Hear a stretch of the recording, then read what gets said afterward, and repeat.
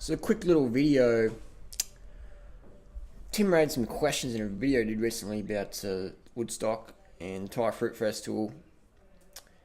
He was concerned that if you went to our festival in Thailand, the free festival, the free festival in Thailand put on by Harley and Freely, if you came to that, you wouldn't know where to stay. Well, Chiang Mai has over 500 hotels. Over 500 hotels. There's probably more. There's got to be more than that, because there's 500 hotels listed on the internet, so there's got to be more than that. You can also stay for free, zero, with the local monks in the Wats. The Wat is a Thai name for temple.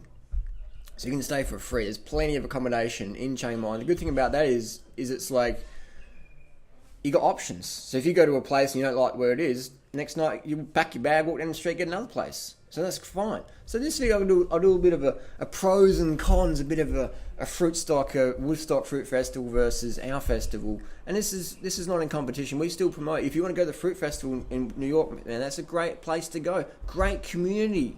We had a fucking awesome time. It's just unfortunate it became so corporate, cutthroat, like this celebrity fame competition with a lot of the speakers. Doug getting paid 70 grand to turn up, spending most of the time in his room.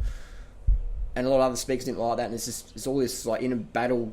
It's just crazy. It started off as a real authentic event, 2011, and every year it got bigger and bigger. There's more money on the table. It's just like everyone's just grabbing for it. It just become ugly. So we just thought the way they, certain people treated us, Doug, Christina, etc. We thought, nah, we don't want to be part of that. So we'd create our own little event. So we're not knocking the other event. We're just saying that's what needs to be improved. Teach the speakers, the current 2014 pioneers, be less fake, be more real, more authentic, versus just using the Woodstock Fruit Festival as like a career advancement thing, or come to my fasting retreat in Costa Rica, or come to my fitness week in $6,000 a week, whatever, or just this like, celebrity fame competition of just money, whatever. Be there for the people. That's what it's about, man. That's what these events are about, is for the people.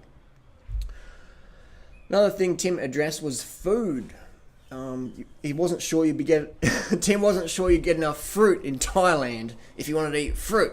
Well, we've situated the festival, the event, next to one of the biggest fruit markets on earth. The fruit quality in Thailand, you haven't had tropical fruit till you've eaten it in Thailand, because the fruit's never been refrigerated. Alright, so it's getting from the farm in the trunk to the market. Every day they're just dropping stuff off, so it's just incredible flavour. So you buy it, bring it back to your hotel room, ripen up, whatever. So you always have what you want to eat when you want to eat. I personally enjoy having people make food for me. That's pretty cool. But because I eat so much and I'm pretty picky with what I want to eat and ripeness, I do prefer 95% of the time to do my own food prep and my own sorting, etc. But I enjoy having people, that's one thing I enjoyed at Woodstock, was food's there. That's awesome. You don't have to just go there and get some fruit. Fantastic.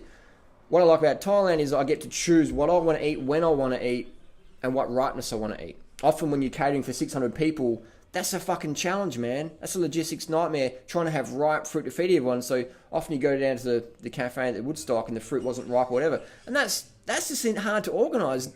That's not a critique or whatever. That's just reality. It's hard to feed that many people ripe fruit, really ripe fruit all the time. That is like, I take my hats off to all the people in the kitchen, because that is fucking hard work, man. But with Thailand, it's a lot easier, because you decide your own fruit and you just have, and it teaches you more skill, and when you get back home, how to ripen fruit, how to deal with it. So we're teaching people more skill here.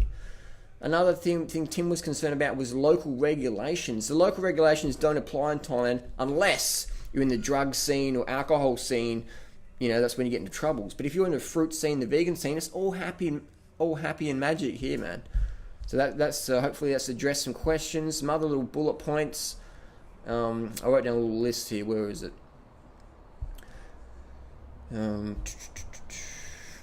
Basically, we want to create an event that's free, so everyone can turn up, versus being just for the privileged and elitists and flouting their snobbery to a lot of other people. I felt last year at Woodstock, even though we had a fantastic time. Just seeing the way Doug and Christina and ATM dealing with a lot of people. I mean, people travel all over to see everyone, see all of us, all the YouTube crew and that. And I saw Christina like rolling her eyes at like girls who wanted a photo of such and such, or ATM just brushing people off, or just really a lot of people being unapproachable. and putting that vibe off, like, don't talk to me, I'm talking to my buddies here, whatever. And that really irked us. It really irked us. So by having those celebrity fame whores, it takes care of that sort of elitism hierarchy. Like, I'm a percent more raw than you, or whatever. And you're not even fucking 100% raw because you're eating your cooked food behind the scenes, or you're eating your cooked cashews on camera, or whatever.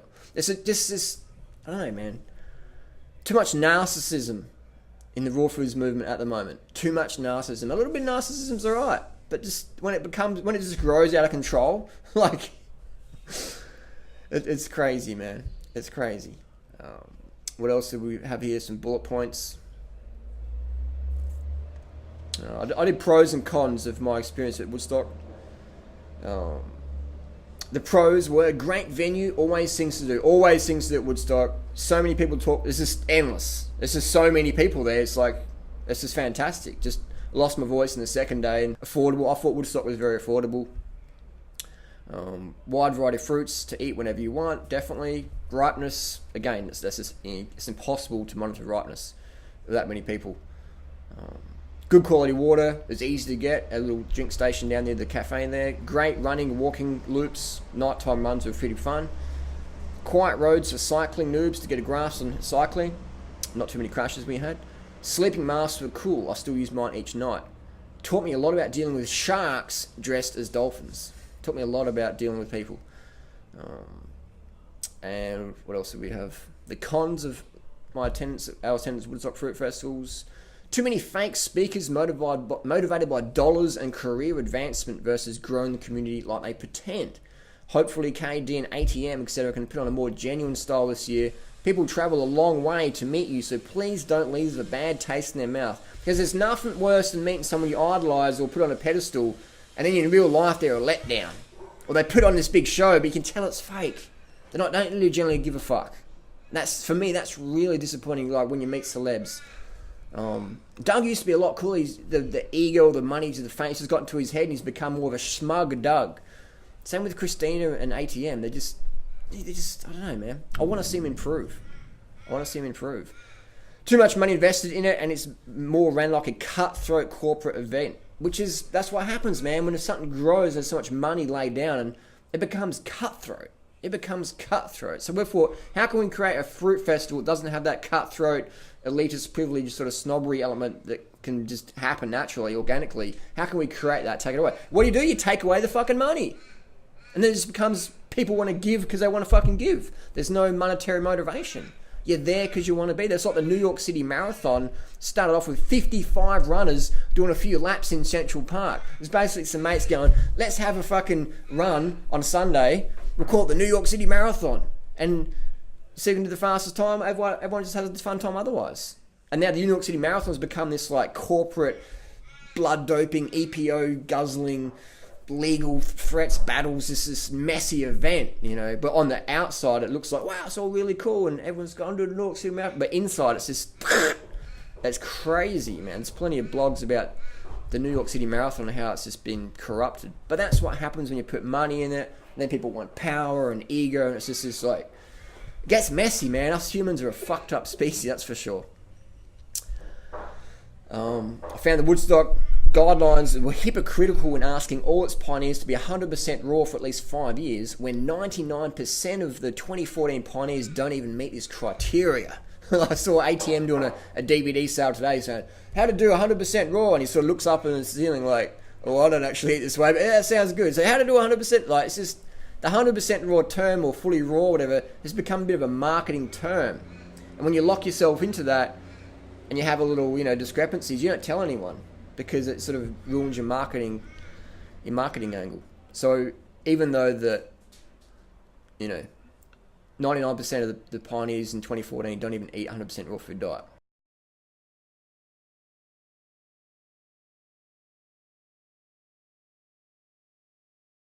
Most of the speakers promote calorie restriction. Given this lifestyle is hard enough to find quality fruit, and that 99% of the 2014 pioneers don't even eat 100% raw, it guarantees we keep the movement small and with high turnover. This is good, however, for people selling product, but bad for the long-term growth of the movement.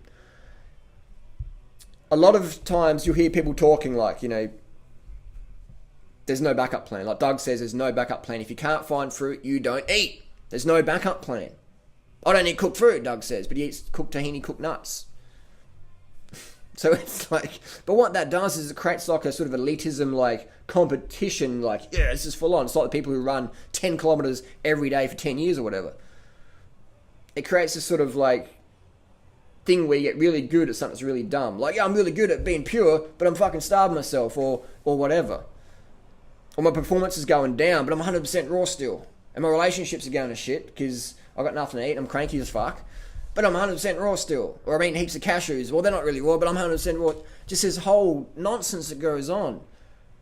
So that's what we find is when something becomes commodified, like the raw food. The fruit has become like commodified, man. How to eat fruit. People are paying, $6,000 to go to a retreat. How to peel a fucking banana and eat it. Or how to chop celery six different ways. I'm sure it's great information, but I feel it's been commodified excessively. That's my thoughts. That's my genuine thoughts there. 11 minutes on this video. Let's wrap it up. Basically, we're not saying don't go to Woodstock. We're saying go if you want to go. If you want something a bit more real and genuine, and you don't have to deal with all the, the schmiggles and schmuggles, then come to the Thai festival. Because it's not about how raw you are, or are you raw more. It's just, if you're interested in fitness, getting lean, without having to fucking starve yourself and do more expensive retreats, then come to the Thai festival. Come along. RawTill4 Thai festival, whatever you want to call it. Hanging out with Durrod and Freely. Come up the mountains, do yoga, do massage, Thai massage, $3 an hour in Chiang Mai. $3 an hour massage. Try and get 5 hours of massage a day if you want, whatever. Try new fruits. Try new fruits. Try a new country. It's basically going to be about trying new things in Chiang Mai, Thailand. A new country. New roads to ride on. Other side of the road, whatever. New fruits. Thai massage. Vegan food. Have you ever had vegan pad Thai? Or tom yum soup or tom kha soup? Have you ever had a fresh coconut? A fresh Thai coconut? Have you ever had fresh organic durian? Have you ever had fresh Thai bananas? Mangosteen, lychees, rambutans, longans, sugar apples, sugar cane juice, without it being prohibitively expensive. If you're interested in that, then come to Thailand. We'll be there. There's no entry fee. There's no elitism. There's just real people, real food, real fun. We'll see you there. Post your comments and questions down below. Let's address them. Let's create this movement with more authenticity, more clarity, more objective. Let's discuss issues versus trying to push them under the carpet. That's what we're trying to do. Creates a lot of debate, a lot of negativity, but it helps people grow. It helps the movement become more authentic. Because unless you can talk like adults, you can't grow your movement. You can't grow your movement. Simple as that.